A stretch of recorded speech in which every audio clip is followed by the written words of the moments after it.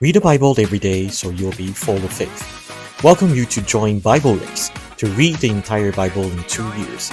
I believe God will bless you, He will lift you up, and your life will never be the same. Book of Deuteronomy, chapter 15 to 60. Verse 1. At the end of every 7 year, you shall grant a release. And this is the matter of the release. Every creditor should release what he has lent to his neighbor.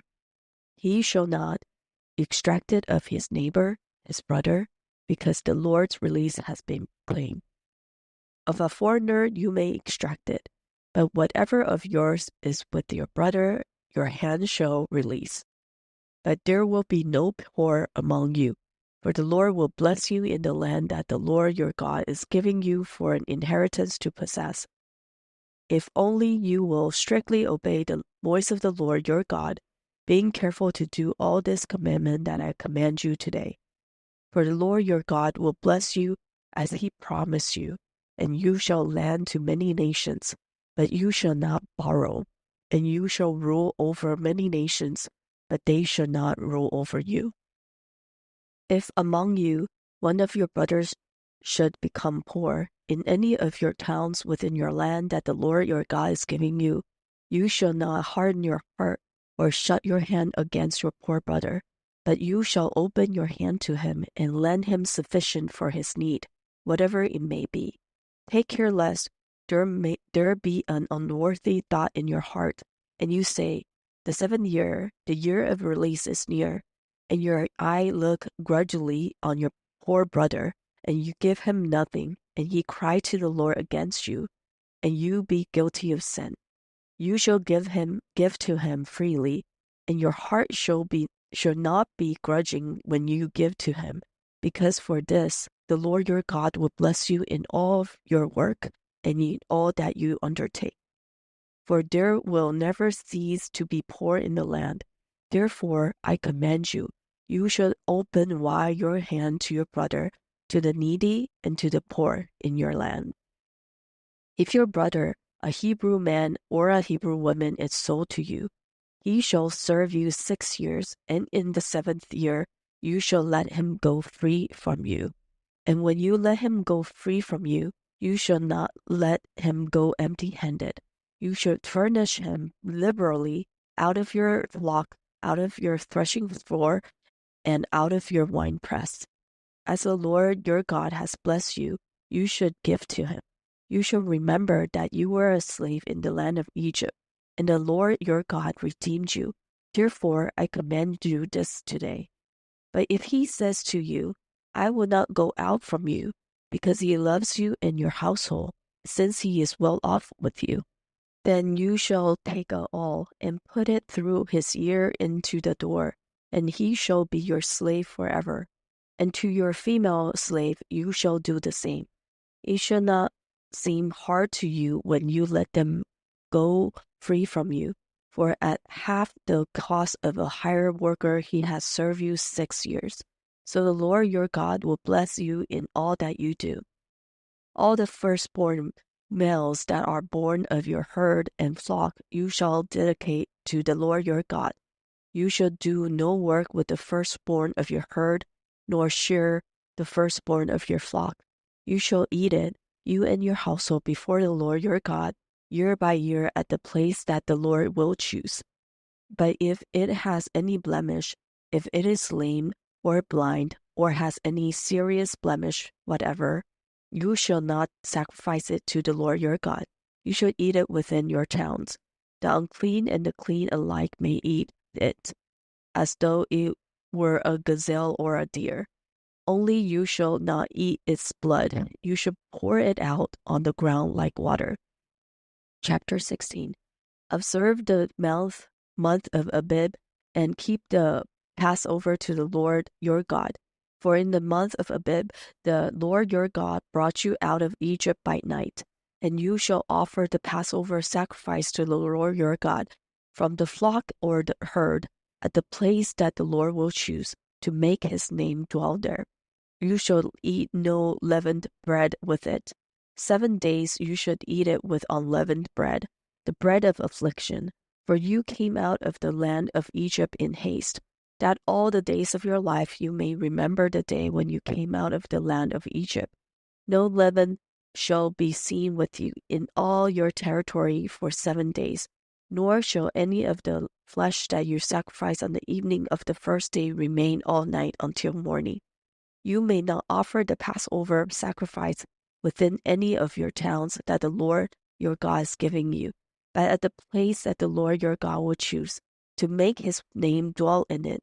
There you shall offer the Passover sacrifice in the evening and sunset, at the time you came out of Egypt, and you shall cook it and eat it at the place that the Lord your God will choose. And in the morning you shall turn and go to your tents. For 6 days you shall eat unleavened bread, and on the 7th day there should be a solemn assembly to the Lord your God. You should do no work on it. You shall count 7 weeks, beginning to count the 7 weeks from the time the sickle is first put to the standing grain. Then you shall keep the feast of weeks to the Lord your God with the tribute of a freewill offering from your hand, which you should give as the Lord your God blesses you. And you shall rejoice before the Lord your God, you and your son and your daughter, your male servant and your female servant, the Levite who is within your towns, the sojourners, the fatherless, and the widow who are among you, at the place that the Lord your God will choose, to make his name dwell there. You shall remember that you were a slave in Egypt, and you shall be careful to observe these statutes. You shall keep the feast of booths 7 days, when you have gathered in the produce from your threshing floor and your winepress. You shall rejoice in your feast, you and your son and your daughter, your male servant and your female servant, the Levite, the sojourners, the fatherless, and the widow who are within your towns. For 7 days you shall keep the feast to the Lord your God at the place that the Lord will choose, because the Lord your God will bless you in all your produce and in all the work of your hands, so that you will be altogether joyful. 3 times a year all your males shall appear before the Lord your God at the place that he will choose, at the feast of unleavened bread, at the feast of weeks, and at the feast of booths. They shall not appear before the Lord empty-handed. Every man shall give as he is able, according to the blessing of the Lord your God that he has given you. You shall appoint judges and officers in all your towns that the Lord your God is giving you, according to your tribes, and they shall judge the people with righteous judgment. You shall not pervert justice. You shall not show partiality, and you shall not accept a bribe, for a bribe blinds the eyes of the wise and subverts the cause of the righteous. Justice and only justice you shall follow, that you may live and inherit the land that the Lord your God is giving you. You shall not plant any tree as an Asherah besides the altar of the Lord your God that you shall make, and you shall not set up a pillar which the Lord your God hates. The following is the English translation of Pastor Moen Wu's teaching on the book of Deuteronomy, chapter 15 to 16, translated by Ray. Read the Bible every day so you'll be full of faith. So Deuteronomy chapter 15 and 16 is following the third message of Moses. Starting from chapter 12, you will notice that he's talking about many minute details. So Moses starts to teach the people one thing after another, and in chapter 15, it teaches us that it's more blessed to give than to receive. So how can we learn to give without asking for return, so that we can follow the power of the Lord's release? So God is teach us how to break the curse of poverty. And so the key in chapter 15 is to learn how to give out of grace, give in grace. So let's first read verse 1 to 3. So in the beginning, at the end of every 7 years, you shall grant a release. And this is the manner of the release. Every creditor shall release what he has lent to his neighbor. He shall not exact it of his neighbor, his brother, because the Lord's release has been proclaimed. So every 7 years, there should be a year of release. This is the year of release that the Lord has proclaimed. Of a foreigner, you may exact it because it's acting out of the principle of fairness, but whatever of yours is with your brother, your hand shall release. This is the principle of grace. So here God is teaching us that it's not about having social welfare, but it's for us to enter into the schedule, the timeline of the Lord, so that at the end of the 7 years, someone has become someone who truly fears the Lord. So at the end of the 7th year, he will release all the debt from others, release all the debt in terms of finance. So it's not asking us to build a social welfare system so that someone can eat and drink without any effort. No, but it's only for God's children because they fear God. So in the past 6 years, maybe they have deficit, maybe they sell themselves as slavery, maybe they're in debt to others. But in the end of the 7th year, God will release them in grace. So God will give us a second chance. This is the principle of grace. And next from verse 4 to 5, if only you will strictly obey the voice of the Lord your God, being careful to do all these commandments that I command you today, there will be no poor among you. So how is it possible that there will be no poor among you? Because in a society, there's always going to be a gap between the rich one and the poor one. Someone is like good at earning money, someone is not very good at managing their money, and that cause a lacking in their life and finance. But God says he will do a new thing. That is, there will be no more poor among you. For the Lord your God will bless you as he promised you, and you shall lend to many nations. Why? So we have to reflect like why people become poor in the first place. Why do we have lacking? It's because in Genesis, when Adam and Eve, they sin, then they start to have this curse that by the sweat of your face you shall eat bread. It's because this curse come to the earth and the earth start to grow with thorns and thistles.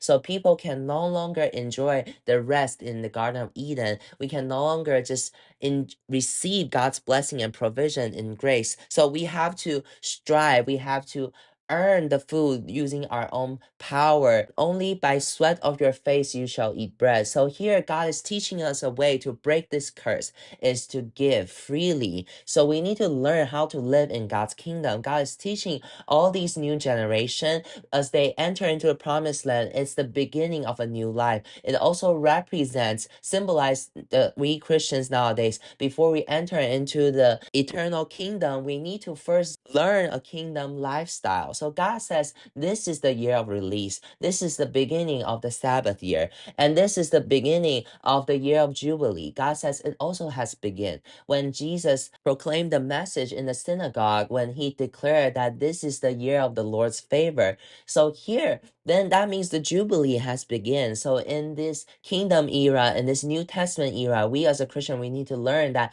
how can we eliminate all the poor people in God's kingdom. It's not saying that there will be no more lacking, but it's teach us a way to break the curse, of poverty, break the curse of striving, is to give out of grace. So next from verse 7 to 10, when we are willing to give freely, even it's approaching the year of release, you know that if you give your brother at this moment, it's impossible for them to return, but you should still give them freely out of God's grace. Your eyes should not look grudgingly when you give them as well.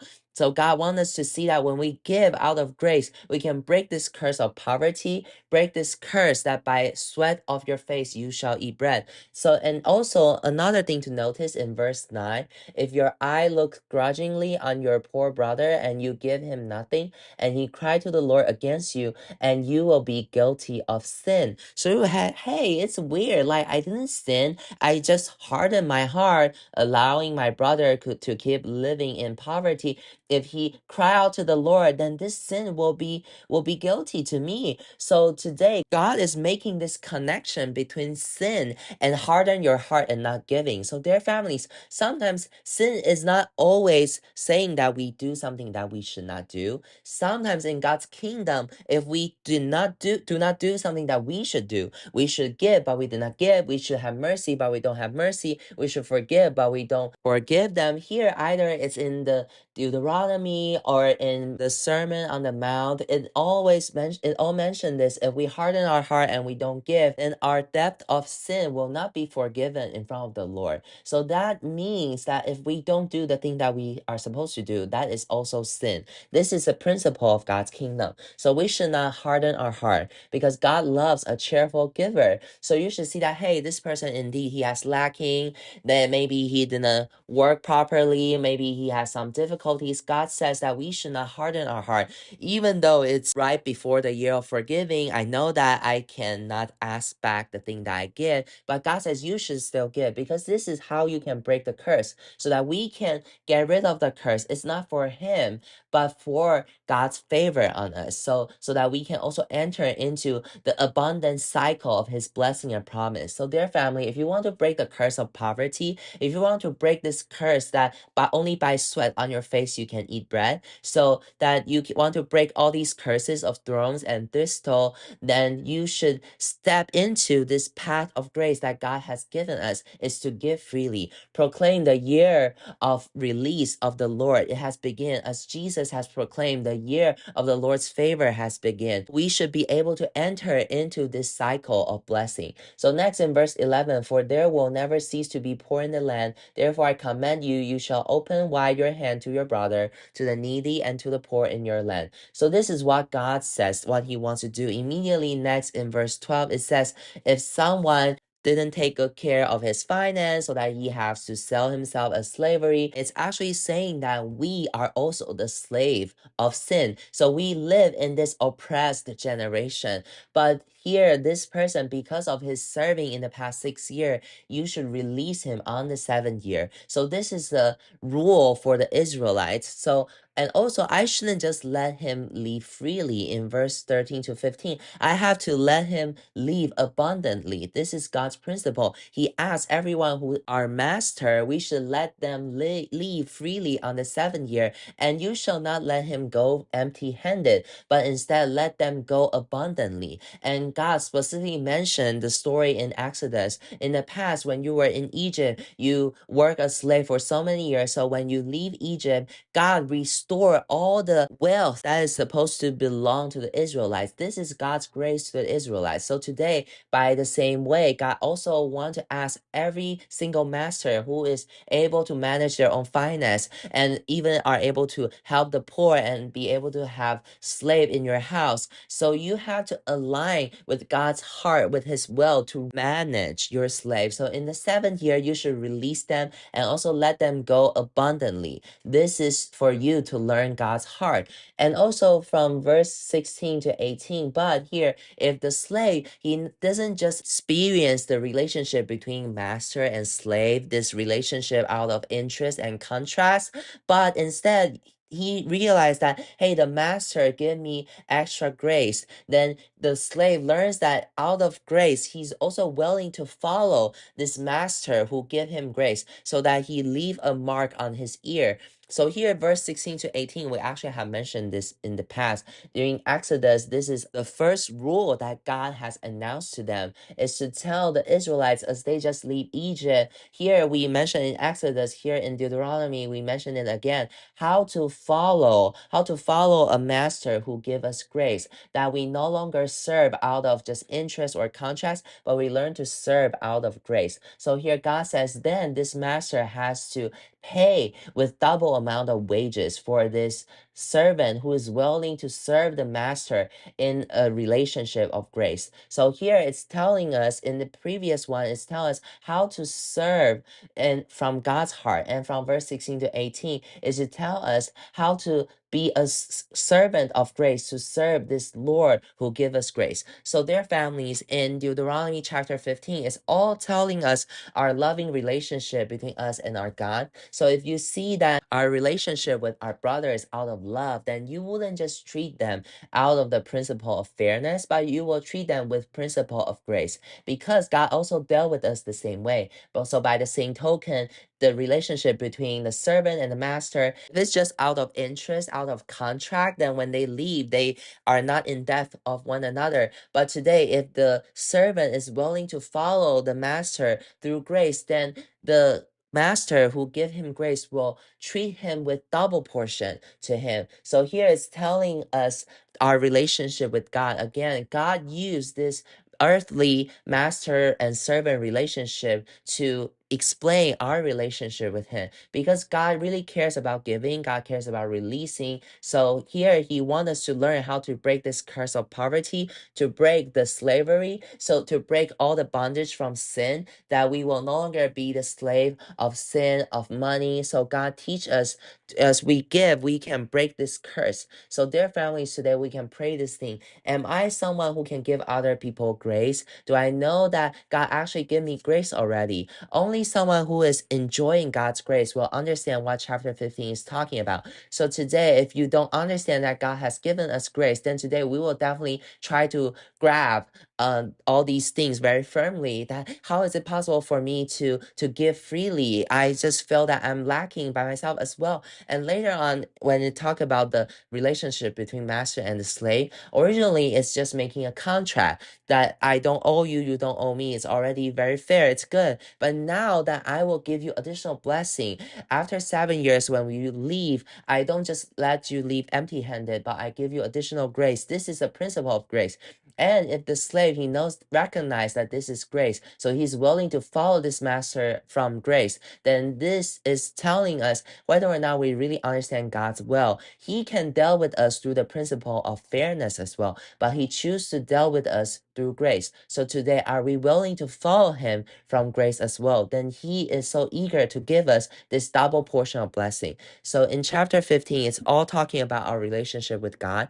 And next, from verse 19 to 23, it's telling about so many giving, give the cattle, the firstborn, the lamb. It's because that you are enjoying God's grace already. So you won't feel that it's a waste. You won't say that, oh, God wants me to offer up so many things. You know, even nowadays, Christians, some people, they're still being stingy about it. Oh, only the Old Testament talk about tithing. The New Testament doesn't say. For someone who say that, he really don't understand what is the principle of grace. He only care about this contract, but he didn't realize that behind this covenant is actually God's expectation in grace. So dear family, in chapter 15, maybe you still don't understand, oh, this is just a relationship with the Israelites, but what about you? Are you able to treat the one who owe you, who offends you, who sin against you with grace? Are you willing to treat them with grace? Are you willing to release them? God says the year of the Lord's favor has come. Today, am I willing to give out of grace? Today, I receive all the blessing from the Lord who gives us grace. Are you willing to learn to give so that you can break the curse of poverty? You are willing to follow the Lord of grace out of the principle of grace, then you will also receive a double portion. This is God's principle. This is his heart. He's not asking the master to do something that he can't do. He say that because he is this kind of God. He's a gracious God. So if you are willing to give, then you can really tell God, say, yes, Lord, I'm willing. I'm willing to make this mark on my ear. I will closely follow you today. I'm no longer a slave of you. We are in this relationship of grace. I'm your family. All I have is from you. I'm no longer just a master servant, but we are family. So I'm willing to let go, to offer up all these cattle and lamb, and then I'm willing to just offer up and to have everyone, the unclean and the clean alike, everyone can eat it, as though it were a gazelle or a deer. Only you shall not eat its blood. You shall pour it out on the ground like water. I no longer think that, oh, it's such a waste, because God has given me more than enough. It's so abundant already. And next, in chapter 16, it teaches how to celebrate the Lord's feast. Here, talking about the feast of the Lord is again a principle of grace. In chapter 16, after God talked about the feast of the Lord, in the following, it will talk about authority. In the feast, it talk about the three greatest feasts of the Lord. So the first, verse 1 to 2, talk about Passover. Passover is the feast of grace, a feast of salvation. As you receive the salvation, in verse 3 to 8, you shall eat no leavened bread. So that means you need to live a consecrated life. So dear family, we can pray to the Lord.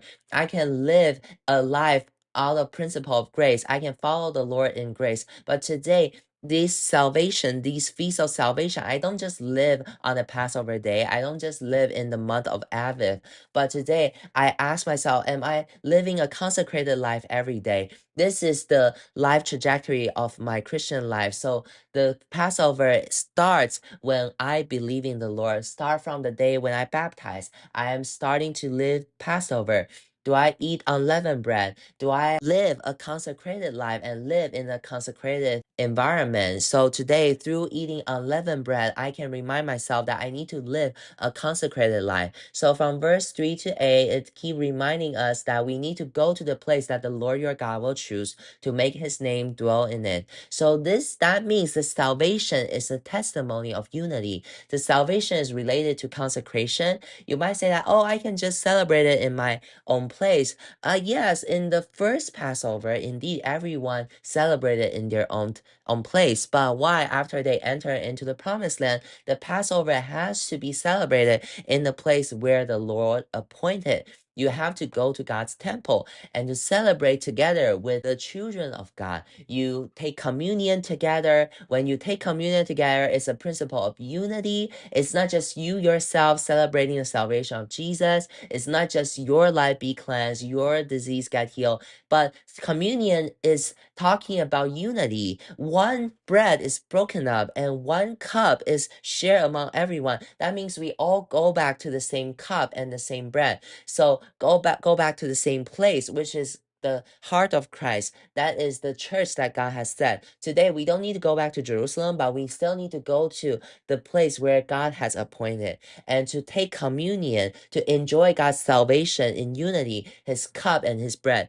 And so that's why in verse 7 it says, in the morning you shall turn and go to your tents. For 6 days you shall eat unleavened bread. And on the 7th day there shall be a solemn assembly to the Lord your God. You shall do no work on it. That means that we should not keep living in an old grace, the grace of yesterday. We should live in a new grace every day, the fresh one.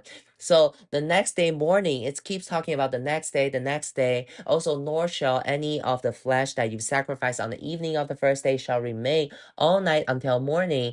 That and also says that the next day you shall return to your tent. So in these back and forth, it's reminding us that for Passover, is God's salvation is fresh every day, is it new every day.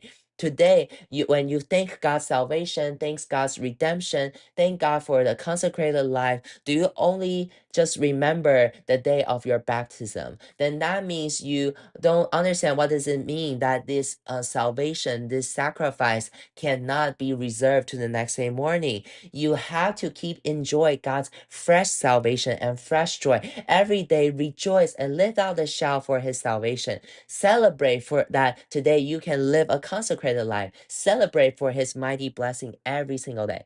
And next from verse 9 to 12, it's the second feast is actually the Pentecost, but here it's called as the Feast of Weeks. 7 of 7. The first 7 is completion. So 2-7 means it's a complete rest in completion. So as we celebrate the Feast of Weeks, that we shall rejoice, we shall enjoy. You shall rejoice before the Lord your God, you and your son, your daughter, your male servants and your female servants, the Levite who is within your towns, the sojourner, the fatherless, and the widow who are among you, at the place that your Lord your God will choose to make his name dwell there. So the Feast of Weeks, that means I receive rest in rest. So I will also let the Levites, the widows, the fatherless, the sojourner, they can also receive joy and rest. So that's why in the Pentecost, the pour out of the Holy Spirit and the church has a great revival. The revival in Jerusalem, and this revival spread to all over the world because God has this desire to pour out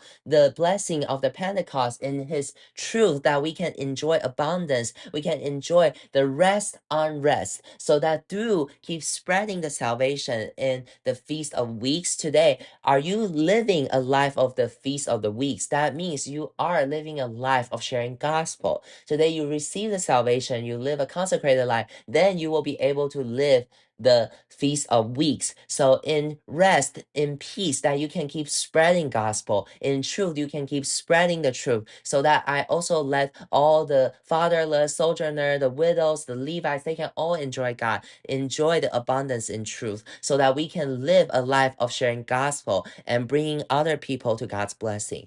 And the last feast is the Feast of Tabernacle. The Feast of Tabernacle is in God's abundance. We can enjoy Him till forever and ever. So from verse 13 to 17 is tell us about receiving God's blessing, His favor, and then we also remember to provide the one who is lacking. This is again the same principle as chapter 15 is to give. So the principle of the year of release is connected to the feast of the Lord. So as we keep living the feast of the Lord, and then we celebrate, and then through the year of release, we celebrate the year of Jubilee. And then Jesus has said that now is the year of Jubilee. We are in the year of Jubilee. And this year of Jubilee will continue until the millennium kingdom when Jesus' second coming. Then we will truly learn that indeed we have this power to break all the curses of poverty, sickness, loneliness, weakness, independence, and rebellion. And instead, it's replaced with unity, joy, abundance. There will no longer be poor, no more poor people. And in the feast of the Lord, we will experience God's abundance and favor. So this is a life that is constantly in this cycle of grace that is being depicted in chapter 15 and 16. And next, from chapter 16, verse 18, we enter into a new topic that we need to recognize, know God's authority. So verse 18 to 22, you shall appoint judges and officers in all your towns that the Lord your God is giving you. As for the judges and officers, they shall judge the people with righteous judgment. Justice and only justice you shall follow, that you may live and inherit the land that the Lord your God is giving you. So here God teach us another thing, because we release our hand, we release so people receive a rest, and then we celebrate the feast of the Lord. We keep returning to the appointed place, to Jerusalem. God provide blessing, and God want this blessing to be spread all over the world. So that's why God set 4 different kinds of authority. In chapter 16, it's talk about the first authority is the judges and the officers. And in chapter 17, it's the second authority, which is king. And in chapter 18, it's the another 2 authority, which is priest and prophet. So through these 4 different authorities, God is teaching us how we can rule over the earth to bring righteousness back to the land. So today, we as a Christians, from now on next in chapter 16, 17, 18, you will see these 4 authorities. These 4 different kinds of authorities is very critical in our Christian life, that we need to grab this concept, so that, Lord, you can help me, that I don't just be a regular people, but that I know to give grace, I know to release, I can give, I know to live, to celebrate the feast of the Lord. I can bring my family to God's salvation, to the Feast of Weeks, a life of sharing gospel. I can bring my family into Feast of Tabernacle, a kingdom life, a church life. But I also will have this authority and this power that in my marketplace, in my spirit, in all the environment, all the places that I am in, that, Lord, may you add to me these 4 authorities, that I will know how to rule everything that you have given me out of in righteousness, that I can cleanse the land through righteousness, that I can also live in this land. So in verse 18 to 22, you can keep praying, Lord, may you teach me, what does it mean to be a judge and an officer, how to judge out of God's righteousness. So you can pray that, Lord, may you give me a life of righteousness, give me discernment. Today we have many decision making. There will be conflicts between sons and daughters. There will be conflicts between friends, also frictions between spouses. At church, there will be some misunderstanding. Lord, may you give me a life of judge and officer, so that I will know how to judge in righteousness. I will speak the word of righteousness. I will speak a word with authority. I will speak words that bring life, rather than just speaking words that is discerning, differentiating good and evil, the tree of knowledge. But instead, I will speak words that is from God's kingdom. So here in chapter 15, as we make exact the debt to the foreigners, this is a principle of fairness. But when we release to our brothers and sisters, this is a principle of grace. So what belongs to the tree of the good knowledge of good and evil? What belongs to the tree of life? We need to have this discernment and wisdom. So in the second half of the chapter 16, teach us how to live a life of Sabbath year, a year of release, how to celebrate the feast of the Lord. And then later on, continue to chapter 17 and 18, teach us how to rule. So today you can also pray that, Lord, help me in my job, in my family. Teach me how to rule over every single relationship I have. I know how to manage my finance. I know how to give, how to release. I know how to teach people around me to celebrate the feast of the Lord, live a life of salvation, live a life of sharing gospel, live a life of God's kingdom. And in these three, as these three feasts of the Lord becomes part of my life, then I will no longer just a nobody, but instead I can be authority. I can be the judge and officers. I can be king. I can be priest. I can be prophet. So here from chapter 15, 16, 17, 18, here it tells us that God's heart is not just to help us to break his curse, but God wants us to rise up, to rule over his house, to rule over all the earth with him. Amen.